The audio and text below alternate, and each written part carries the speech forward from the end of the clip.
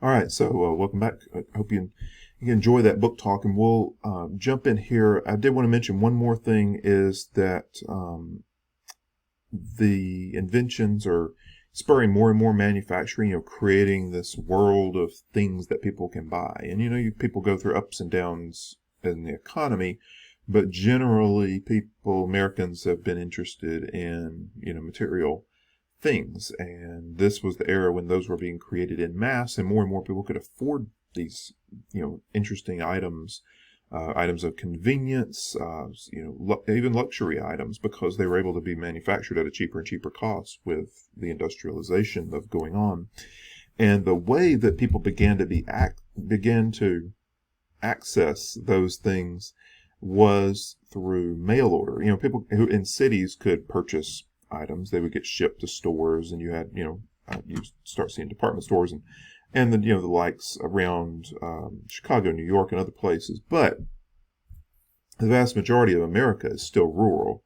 And so this is going to be the way that people begin to access it. And it's not going to have a massive impact in the 1800s, because it's only going to begin in the 1890s. But I wanted to point you to it just because if you take the 20th century class, which some of you have, we talk about this. But it was a critical development, the idea of mail order anything. And Sears and Roebuck, based out of Chicago, becomes the supplier, the mail order place. And this is, the Sears of the store chains of, usually malls, but other places. Sears, that's now, no longer with us. They went bankrupt with, e-commerce and all that in the last decade or so. But, that was a major American institution for a long time, and it started in the 1890s as a mail order group.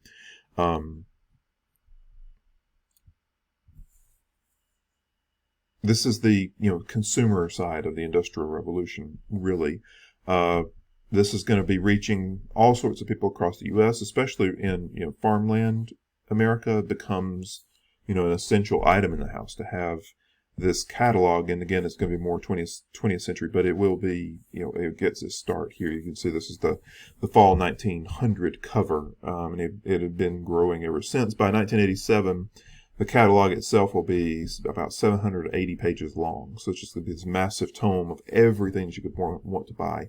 Eventually, you'll even be able to buy, whole houses out of it. You can pick plans, and they will ship you all the materials to build your house, and those still exist today. And tools, furniture, ice boxes, stoves, anything that becomes obtainable, you can get it through mail order. And so they're able to accomplish that, which is really, really neat to see. So jumping in here with the challenges of the industrial economy. So it's easy to talk about what happens in industry, the things that they're creating, the building out of the railroads, the steel plants, being able to build skyscrapers. Literally the sky is the limit, and it can be done. People are trying to make it happen, but there is a human cost to that. These are going to be the labor force, which is going to be mostly unskilled. And for the longest time in human history, if you wanted something created, whether that's building a building or anything like that, involved a lot of skilled tradespeople to do that. Bricklayers, all sorts would need to be brought in to do that. But now, with industry, more and more of the labor force is shifting from agrarian to industrial, and a lot of those workers are going to be unskilled. A lot of these are going to be immigrants, women, children, or just people that moved from farm to city and needed to find a job, just needed to work. Children especially are going to be part of this force, because previously they had been part of the agrarian world, and so it's natural progression, much like it was in the UK, for children to go into the industrial workforce.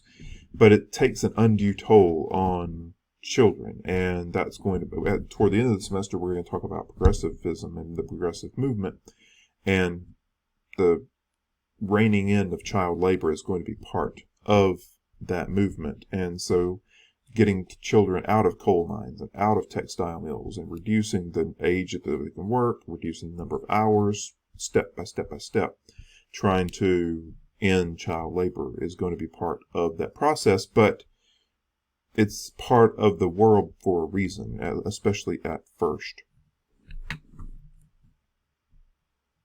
Checking my notes here to make sure that we're covering what we need to do.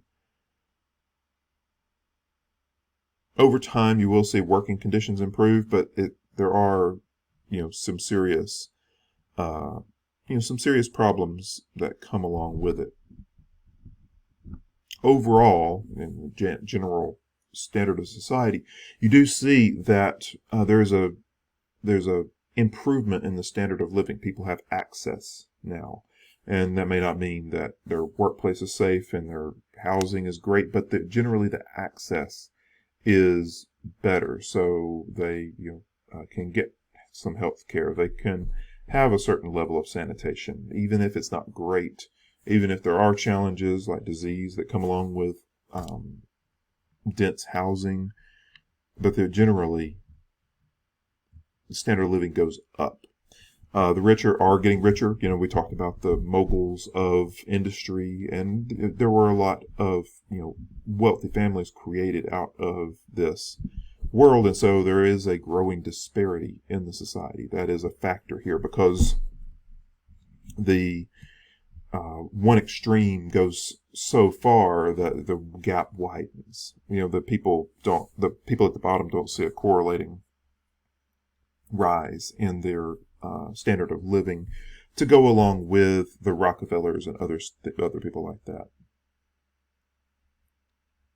You do see more, again, similar to the UK, you do see a growing middle class here with middle managers, with people being involved in lower levels of businesses, banks, various other places. Office work becomes more and more of a thing.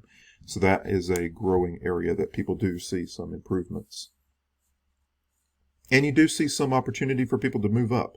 Industrial workers, if they stick with it, there are opportunities for a low-wage worker to, gain some skills and to move up to be a higher rank worker, or maybe a low-level manager. That is a possibility in this sort of new world that's being created that wasn't really an option in the old farming economy. You might increase the size of your farm or maybe hire on some people, but the trajectory wasn't the same. It was a pretty similar one.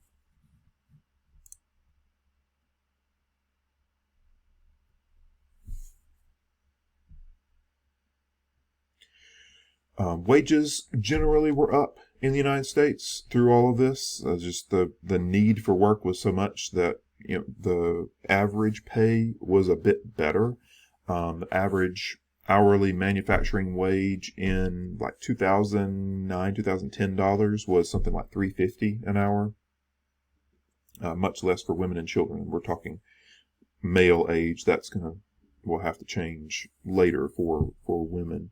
The average work week being 59 hours. That's pretty significant. That's a heavy workload in today's standards as far as hourly wages go. Many shifts in the steel plants tended to be about 12 hours at this time.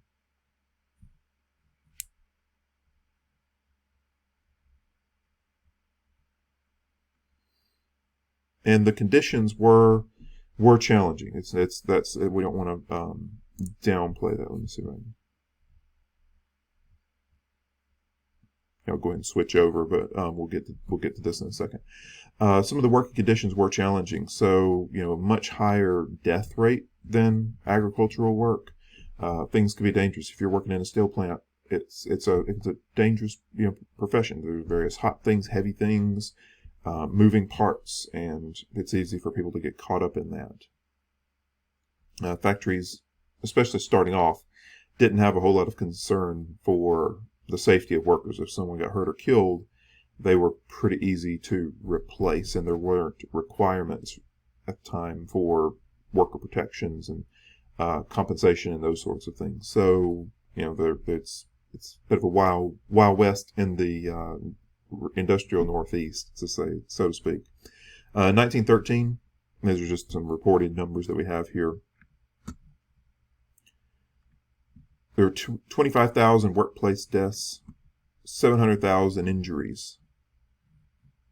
So just tons of challenges there.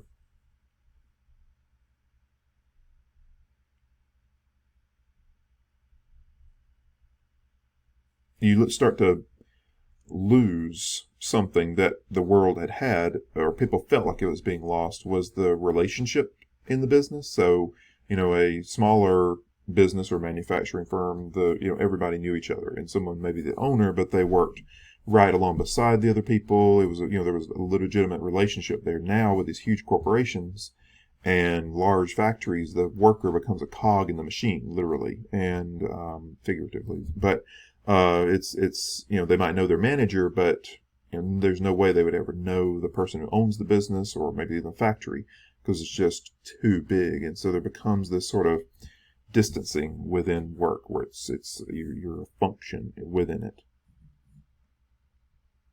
And then child labor, is an issue that we're going to be talking about going forward. I'll mention it here. Some of the occupations, very task oriented. So operating machines, working inside or alongside machines so that they could get in and fix things. Sorting coal, stitching clothes was one. Shucking oysters, peeling shrimp, canning food, blowing glass, tending looms. Parents see children working as the only option. They need to make ends meet, and those are productive members of the family, even at a lower pay rate. And so a lot of kids just go to work, and that's what they do. In 1880, about 1/6 of kids worked full time. In the South, about 1/4 of mill workers are children. My family back in the day grew up around one of those textile mills in Alabama City, Alabama, and so it was very much part of life that people move from the farm to a more industrialized area. They work in the mill, and for a lot of people, that's an upgrade in life. And even though there are dangers and challenges for these kids that are going to work there, and kids often end up in the dangerous roles because they could fit in places, and it was just a bit of a sad situation. The downside of that was that the kids that are working often aren't receiving education. They don't get to play. There's a parental influence, in their life is limited because of their work hours, because they're working 12-hour shifts. So that's a very real challenge. And but we are going to see this mitigated over time, as I mentioned, and we'll talk more about that later. But laws are going to get passed. People are going to get concerned over time and see the challenges, and we'll talk more about muckrakers and those people that brought the focus onto those things, like the awful conditions of the meatpacking industry or the plight of children in industry. But we'll get to that in the progressive era. So I want to leave you with a video on the industrial economy. I think we'll round out your understanding of it. I wanted you to be able to spend more time with the book talk earlier, but there's going to be a crash course video below this one that talks about this industrial economy that was created.